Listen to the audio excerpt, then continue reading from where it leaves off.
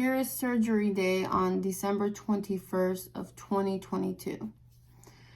It's 5:30 in the morning and I'm getting myself mentally and physically prepared. I have all my stuff ready, my little bag for an overnight stay, my charger for my phone and my watch, just in case. I brought my AirPods so I can listen to music.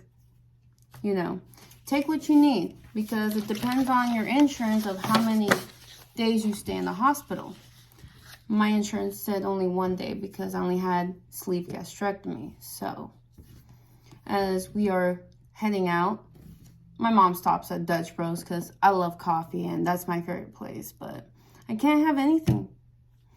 And then she gets her caffeine. We drive all the way to Foundation Surgical Hospital.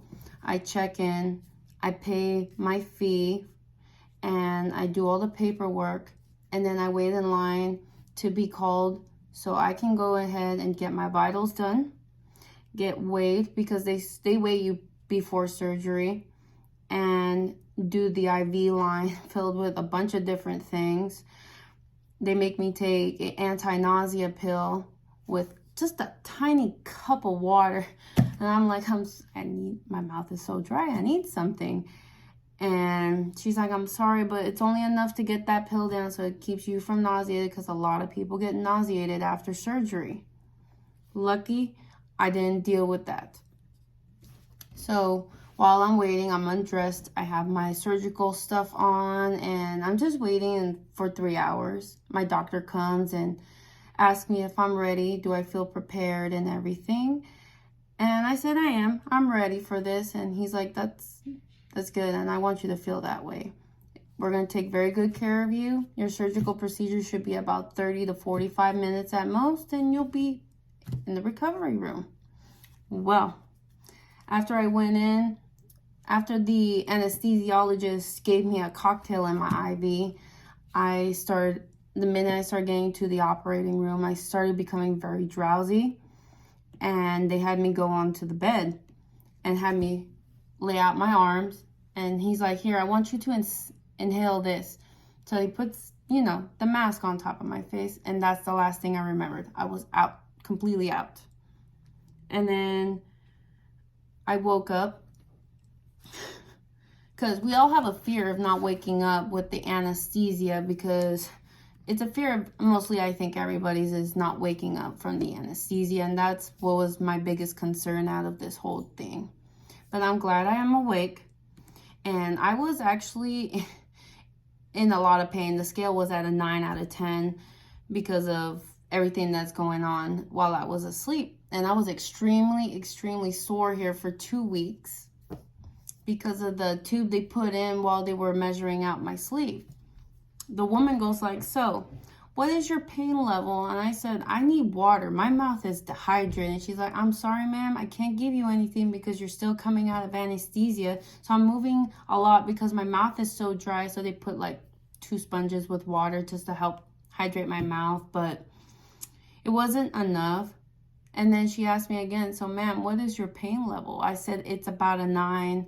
And she's like, okay, can we get her 1 dose of Dilaudid? I don't know what Dilaudid feels like, and I was out like that. The last thing I remembered, I was in the recovering room, in my room that I stayed for the night, and I woke up and I was very loopy, very drowsy, but a lot of the pain had subsided from the Dilaudid. It's an interesting thing. It's my first experience on Dilaudid. And I woke up and I see my mom and I'm like all drowsy, like if you were really high, and I fell asleep again. And so after I woke up an hour later, the assistants came and helped me change out of the gown.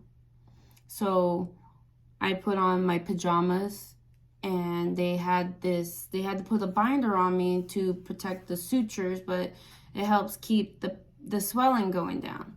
And I put my pants on, of course, and then they had me do eating some ice chips to help get my mouth going because it's very dry because I had nothing the whole time.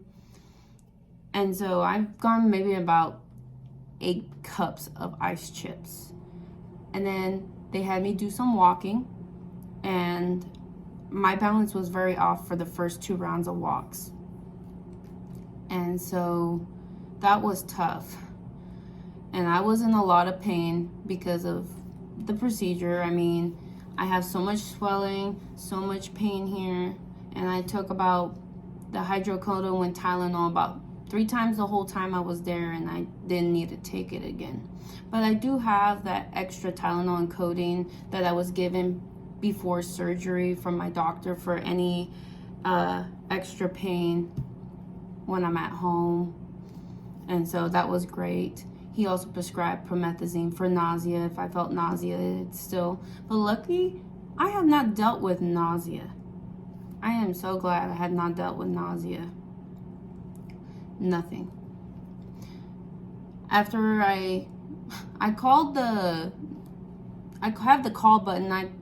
They said I was the most active person out of most people out of the weight loss surgery recovery rooms, because what was stuck in my head is that I did not want to develop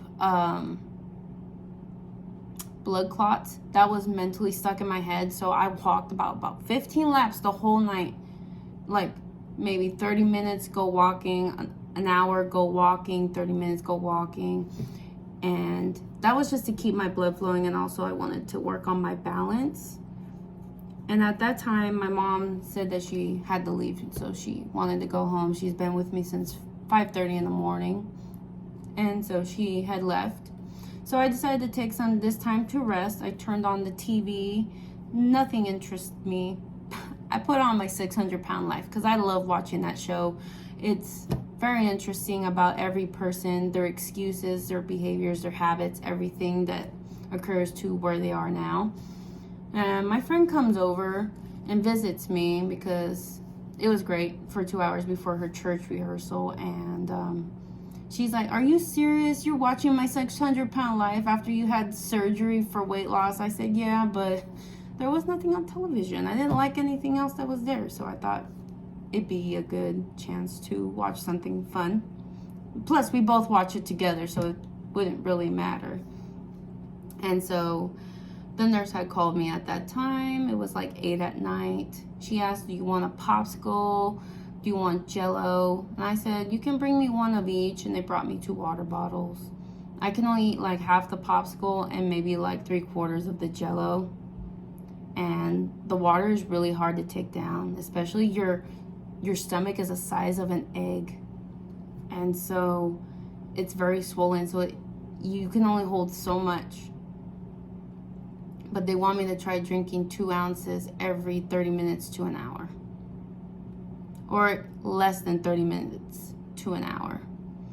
And it's really hard, especially, it depends on the water level. Some water that's not purified and some water that's purified is easier to and not easy to take down as to alkaline water, because alkaline water is easy for me to ingest than it is with regular water.